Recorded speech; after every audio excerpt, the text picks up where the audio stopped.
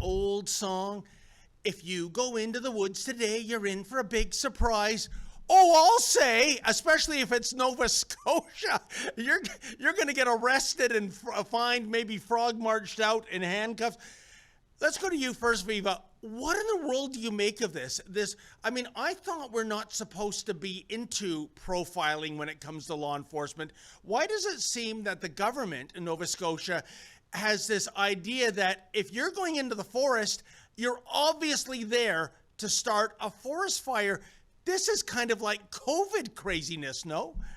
Well, it is. It's the what's the successor to COVID craziness, because they COVID. So why not do it again? Declare an emergency and prohibit people from accessing public grounds, outdoor forests. I've been covering it from Florida, and it's like the American side of my audience cannot possibly understand how bat poop crazy Canada has gone.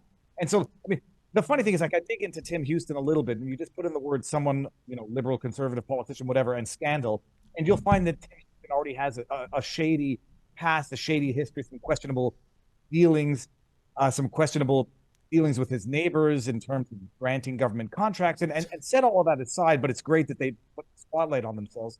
It's insanity. It's abject insanity that this guy comes out in his nice, polite Canadian accent. It's like, "Ooh, yeah, if you have property, we implore you not to go out on your own property." It's insanity that could only be tolerated in a country like Canada, maybe Australia, where it seems that people are just content letting the government govern them so hard that they govern them into their houses during the summer. Well said, Viva. And I think, Wyatt, what I find stunning is that Premier Houston is allegedly a conservative. He's about as conservative a premier as, Ontario Premier Doug Ford, which is to say he's not anywhere near a conservative when it comes to upholding conservative values.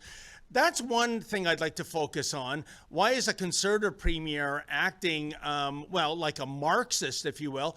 And secondly, in the big picture, is this constitutional? Mm-hmm.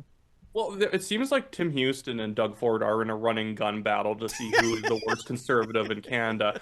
They really just need to drop the conservative label from the party. They are progressive parties. They basically do the same thing as the Liberals. They take over they just increase the size of government.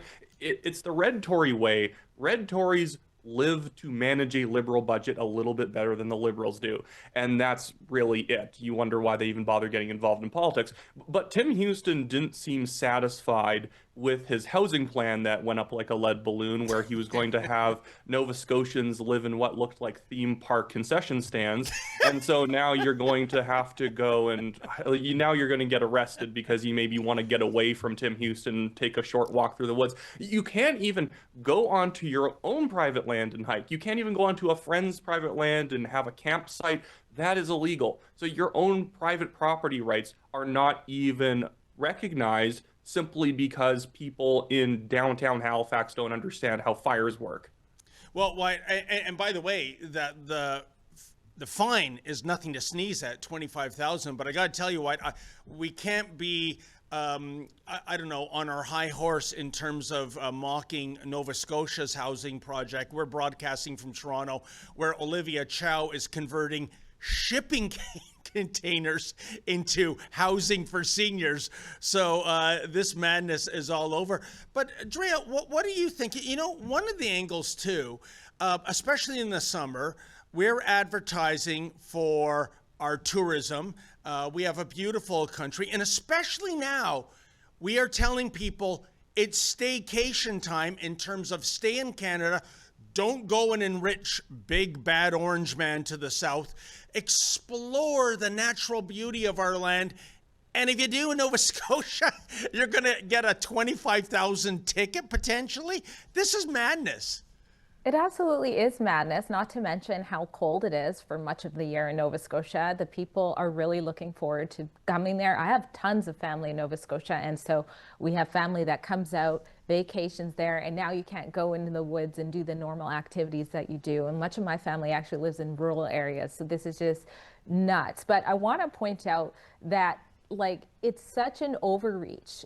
This actually happened before in Nova Scotia. It happened in 2023 when there were fires that were out of control. However, if you compare that to what's happening now, it's not what's happening now. There's been 100 wildfires, and we know that most wildfires are human caused, and they have been small and they have been immediately put out. So to go this far is crazy. And last I checked, there isn't people just, combusting inside of the forest because they're on a hike, walking their dog, or fishing. I did do some look into the vehicles. There are ATV fires that are caused, if there's a hot engine or something. So perhaps, maybe if they said that. But again, even if you compare this year to 2023, or you look at 2024 in Nova Scotia, 2024 was actually their best year in so long for fires. So why now? Why is this happening? And the conspiracy theorists are just right again when we talk about, they're going to find ways to lock us down with climate change. Well, here's a good example of how that can go down.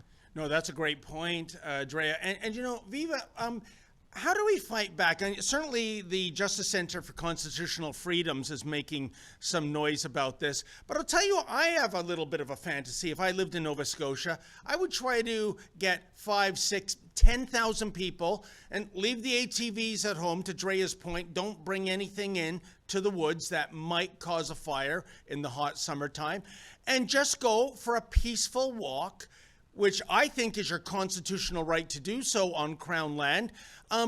Would they wouldn't even have a chance of arresting 1% of that number. What say you, my friend? As far as tactics go for protests, that might be the less good of the tactics. 5,000 people or thousands of people gathering together. Someone's going to do something stupid, if only to the government's position. First of all, appreciate the insanity that you pay taxes and now they're depriving you from accessing the public lands for which you pay. They're asking you to not go on private land on which you pay taxes, but they're still going to collect your taxes. I don't know. The protest is go out there and get a ticket, I guess, if you want to do it and contest it. But the problem is you're going to get stuck with that ticket the way a lot of the COVID protesters are stuck with their tickets now. But it's what's insanity about it is that the fires from 2023, at least the biggest ones in Nova Scotia, were arson. And what are you think arsonists are not going to go out because they have to stay home? And more importantly, if they're going to prevent non-arsonists from going out there, they're actually just sort of making it easier for arsonists to do what they want to do. So it's illogical. It's unconstitutional. They've done it before. They've gotten away with it before. And the judges seem to be ratifying the acts of the government because it's one big club that protects itself. That is a fantastic point you've just made, Viva, because arsonists, by definition, don't obey the law. But here's where I'm going with this. If you had families camping and couples going for a hike and they're doing everything ethically sound, they're not littering, they're not setting even a campfire, wouldn't those act as so many smoky bears looking at the bad actors and going, hey, wait a minute, don't walk away from these burning embers, put it out properly, but those eyes and ears will be gone now. No, obviously, but also, did you see Roger Kusner's tweet from yesterday? I did not.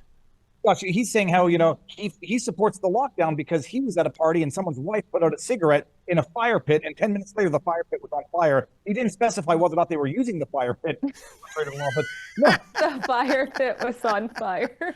Oh, no. Oh, boy. It's stupid, but it's sad. And if you don't laugh, there's nothing left to do but cry. At least we can say that Tim Houston is an equal opportunity civil liberties violator. At least he will put his knee in everyone's back if you try and go hiking, where at least it's not like British Columbia where depending on your race you can go into a park or not. Yeah. That's a great point, Wyatt. And I want to throw off your backs for some feedback in terms of what the Justice Center for Constitutional Freedom said. Quote, governments never take away your rights and freedoms without offering a nice sounding pretext, safety being the most popular.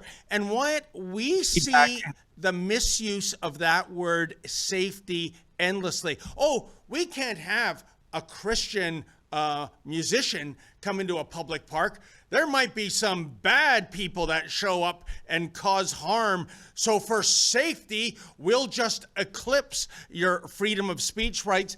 Is this a really distressing trend we see in our Dominion right now? The use of the word safety. When I hear people saying it's unsafe situation, I go, what, is there a downed hydro wire?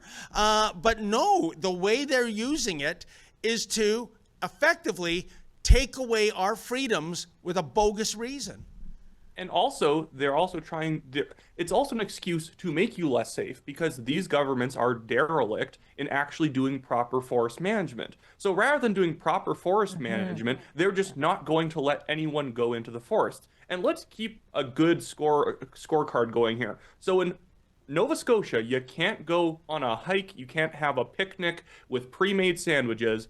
And in Toronto, they can't get rid of bike lanes because it is a human right to have a bike lane because something could happen. The thing is that these courts have proven that they can literally justify practically anything because it's just leftist activists. And this is where conservatives across the country have to stop being scared of being labeled like an American Republican, and they have to take court appointments more seriously. They're supposedly nonpartisan in Canada. They are clearly not nonpartisan. They are as nonpartisan as our Senate independent group. Oh, Wyatt, please don't trigger me with activist judges. The idea Toronto bike lanes are constitutionally protected. That was the most appalling example I've seen this year.